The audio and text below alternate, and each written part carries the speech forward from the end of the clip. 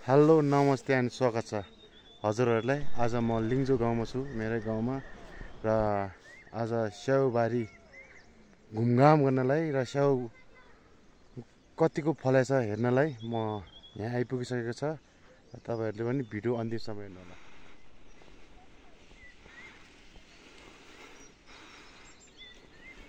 यहाँतिर चाहिँ बाबाले फलेछ होइन। अब यहाँ चाहिँ यसमा चाहिँ अडेस लाउनलाई थाङ्ग्रा काट्नुपर्छ होइन। यस्तो छ यहाँ चाहिँ बप्पाले फलेछ होइन। एउटा रुखमा सानो सानो रुख छ, तर स्याउ भने झुप्पै फलेछ, अङ्गुर जतिको झुप्पै फलेछ। ऊ यस्तो छ है त। वाह यार, यहाँ चाहिँ बबाले फलेछ है। एउटै रुखमा यति धेरै होइन, यति धेरै छ, यति धेरै छ। ल अब ठुलो भइसक्यो, यसलाई धान्न गाह्रो छ। यसलाई थाङ्ग्राहरू लाउनु पर्ने अवस्था आउँछ र ढाल्न पनि सकिन्छ है त। यो एउटै सानो रुखमा यति धेरै स्याउ छ, यति धेरै स्याउ छ। यसको नतिजा अब कतिको स्वादिष्ट हुन्छ भन्ने कुरो त पाकेपछि चाख्न बाँकी नै छ। र यसमा चाहिँ धेरै फल फलेछ। लगभग यो एउटा सानो रुखमै तपाईँको 20-25वटा चाहिँ एउटा सानो रुखमै फलेछ है त। यहाँ टक्क स्याउ छ, टक्क गाउँ छ होइन। गाउँकै नजिक होइन। स्याउ चाहिँ दानाहरू छ होइन, आँसाहरू पलाएर छ। कतिको स्वादिष्ट हुन्छ भन्ने कुरो चाहिँ खाना बाँकी नै छ। अहिले नतिजा बाँकी नै छ। अहिले भने हामी स्याउबारीमा स्याउ हेर्दै आउँदै गर्दा यो पनि स्याउ हो। प्रायः लिङ्जो गाउँमा चाहिँ स्याउको बारी छ होइन। यहाँतिर पनि छ। यो हाम्रो बारी हो। बारीभित्र आलु, मकै र सिमीहरू चाहिँ लगाइन्छ है त। यहाँतिर नि स्याउ छ होइन। यो चाहिँ गाई बस्तुले खाला भनेर सुरक्षाको लागि यस्तो बानेको। ल यहाँ चाहिँ स्याउ धेरै फलेर धान्न नसकेर यो भाँचेको पनि हामीले देख्न सकिन्छ होइन। यो चाहिँ अलिअलि भाँचेछ। अब यो कलामी गरेर अरू ठाउँमा रोप्ने कामहरू पनि सार्नुपर्ने अवस्था पनि देखिन्छ है त। यहाँ त यस्तो छ। यो भाँचे रहेछ, कलामी गरेर अरू ठाउँमा सार्नुपर्छ। एउटा सानो बोटमै होइन कति धेरै छ यस्तो दानाहरू होइन। झुप्प अब यिनीहरू थाङ्ग्रा नलाइकन यिनीहरूले धान्न सकिराखेन। हेर्नुहोस् यहाँतिर, हेर्नुहोस् यस्तो छ। यहाँ भने बबाले छ। यहाँतिर हेर्नुहोस्, यहाँतिर यति धेरै स्याउ छ, यति धेरै स्याउ छ। र पहिला स्याउ फलाउनु पर्यो, अनि त्यसपछि बजार व्यवस्थापन भन्ने कुरा छँदैछ। यति धेरै छ, यस्तो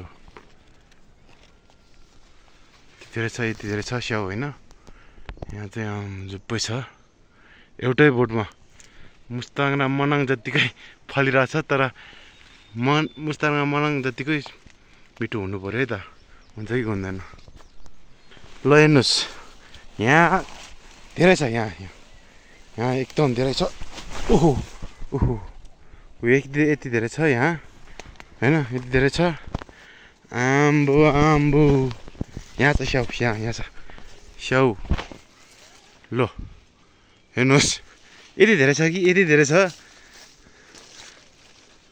तपाईँहरूले पनि देख्न सक्नुहुन्छ होइन। यस्तो छ।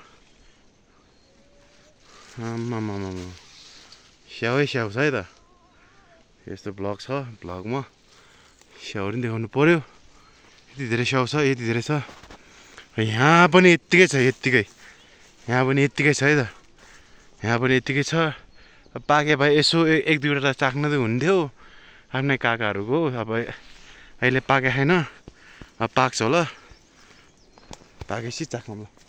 यहाँतिर झनै कडा छ, झनै धेरै फलेछ होइन। यहाँतिर त पुरा थाङ्ग्रा नि लाग्छ। यस्तो छ, यस्तो छ।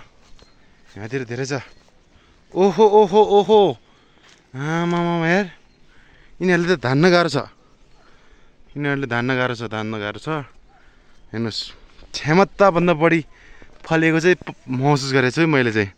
अब हजुरहरूले कतिको त्यो गर्नुपर्छ हेर्नुहोस्। एउटै हाँगामा कति धेरै हेर्नुहोस् एउटै हाँगामा कति धेरै छ, कति धेरै हेर्नु 1 2 3 4 5 6 7 8 9 10 11 12 15 16 17वटा हेर्नुहोस् एउटा हाँगामा 17वटा है त।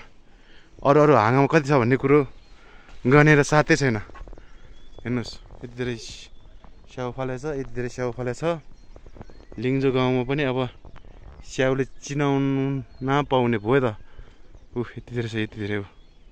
हेर्नु न आम्बो यार, हेत कति धेरै यार। हेर्नु स्याउबारी होइन।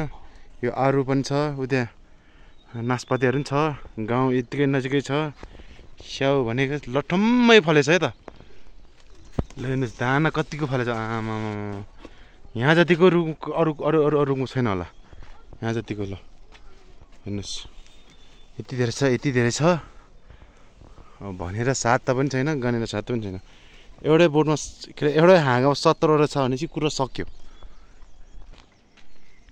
हेर्दाखेरि पनि स्वादिष्ट जस्तो मिठो होला जतिकै छ होइन। यो हेर्नु स्याउ यति धेरै छ स्याउ छ होइन। आमा आशा लाग्दो चाहिँ छ है स्याउले के गर्छ कि भन्ने कुराहरू चाहिँ लाग्यो होइन।